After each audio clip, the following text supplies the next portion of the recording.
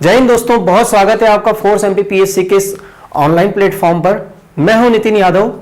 आज हम लोग बात कर रहे हैं, देखिए दोस्तों, आप लोगों को पता है कि लगातार जो 7th यूनिट है और उसमें जो वैज्ञानिक और अनुसंधान संस्थान दिए गए हैं, हम इंट्रोडक्टिव फॉर्म में आप लोगों को लगातार बताने की कोशिश कर रहे हैं दोस्तों। उसी क्रम में आज हम लोग भारतीय कृषि अनुसंधान परिषद की चर्चा करेंगे। तो आइए हम लोग इसके बारे में समझने की कोशिश करते हैं। थोड़ा सा जो भी इंपॉर्टेंट जो इसके बारे में चीजें हैं उसको ब्रीफ में मैं आपके सामने कम से कम शब्दों में कम से कम समय में यहां पर रखने की कोशिश कर रहा हूं। लेकिन जो भी जानकारी यहां दी गई है दोस्तों, उसको आपको बहुत अच्छे से समझ लेना है।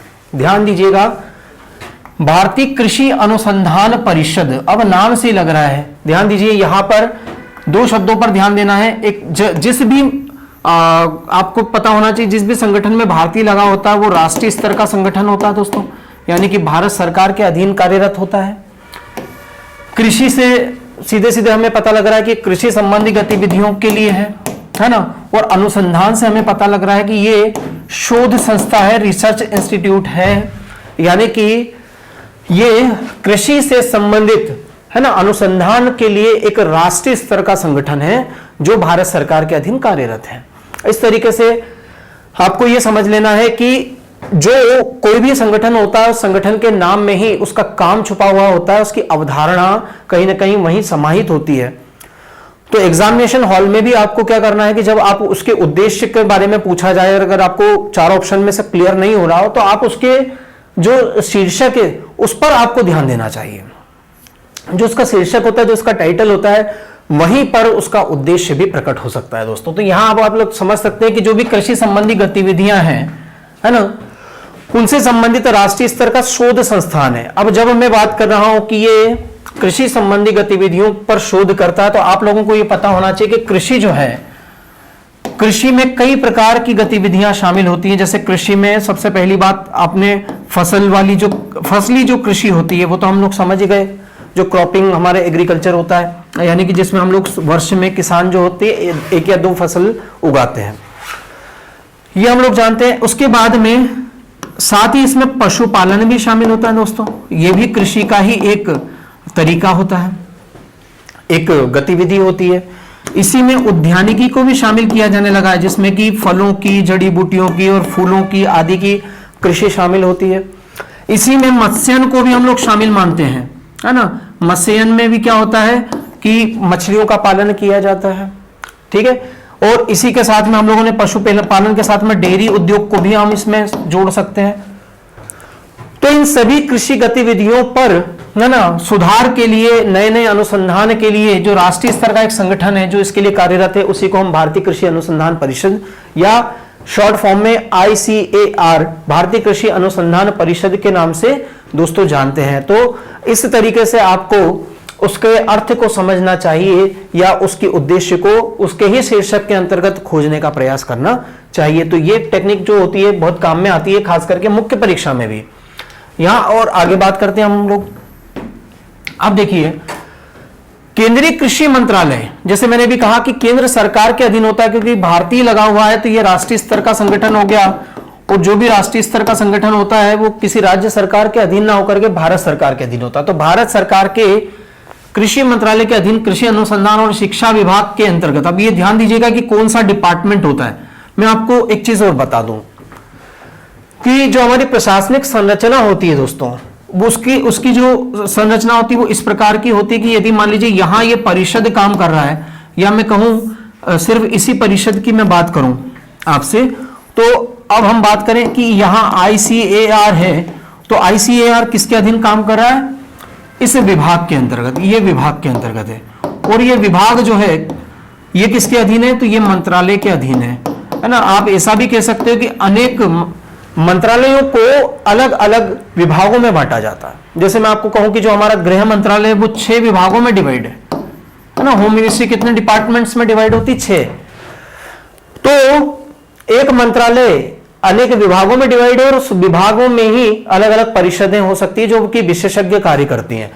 तो यहां आपको देखना है कि कृषि मंत्रालय के अंतर्गत कौन सा है? कृषि अनुसंधान और शिक्षा विभाग। नाम फिर ध्यान दीजिए, दो शब्दों पर, अनुसंधान और शिक्षा, उसके लिए एक डिपार्टमेंट है और उसी डिपार्टमेंट के अधीन ICAR का गठन किया गया था, यह आपको पता होना चाहिए, या उसके अंतर्गत ये कार्यरत है। अब और बात करते हैं, हम लोग समझने की कोशिश करते हैं। तो रॉयल कमीशन, यहां हम इसकी पृष्ठभूमि जानने की कोशिश कर रहे हैं, ठीक है। पृष्ठभूमि और स्थापना की हम लोग यहां पर बात करेंगे।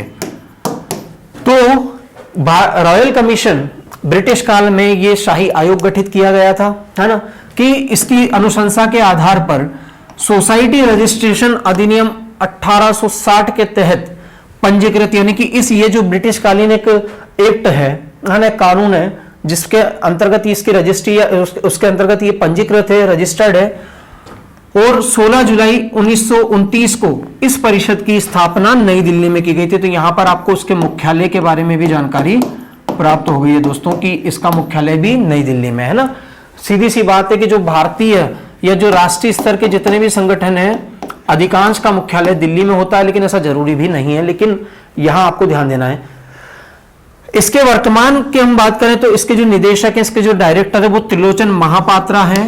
और ये नाम भी आपको बहुत अच्छे से याद रखना चाहिए, एग्जामिनेशन में पूछा जा सकता है। यदि जब आपकी प्रारंभिक परीक्षा हो, यदि इसमें कोई परिवर्तन आता है तो उसको आप जरूर समाचार पत्रों के माध्यम से अपडेट कर लेंगे दोस्तों।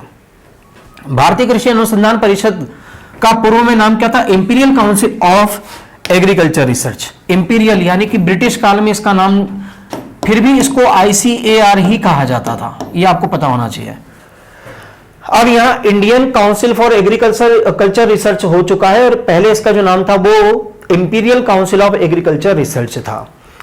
इसके केंद्रीय कृषि मंत्री जो है, इसके पदेन अध्यक्ष होते हैं। बहुत इंपॉर्टेंट फैक्ट है, एग्जाम में पूछा जा सकता है कि इसका को चेयरपर्सन कौन होता है ना। तो इसका को चेयरपर्सन कौन होता है? भारत का केंद्रीय कृषि मंत्री। अगर आपसे पूछ लिया जाए कि वर्तमान में कौन है जो कि ICAR के अध्यक्ष है, तो आपको पता होना चाहिए नरेंद्र सिंह तोमर, जो मध्य प्रदेश के ही सांसद हैं। ये आपको पता होना चाहिए, जो अभी केंद्रीय कृषि मंत्री हैं, ठीक है। अब बात करते हैं इसके उद्देश्य की दोस्तों। जैसे मैंने कहा था कि उसके शीर्षक में ही उसका उद्देश्य समाहित है, तो वो यहां और स्पष्ट भी कर लेते हैं। लिखा हुआ है कृषि अनुसंधान के क्षेत्र में, अनुसंधान यानी रिसर्च, है ना।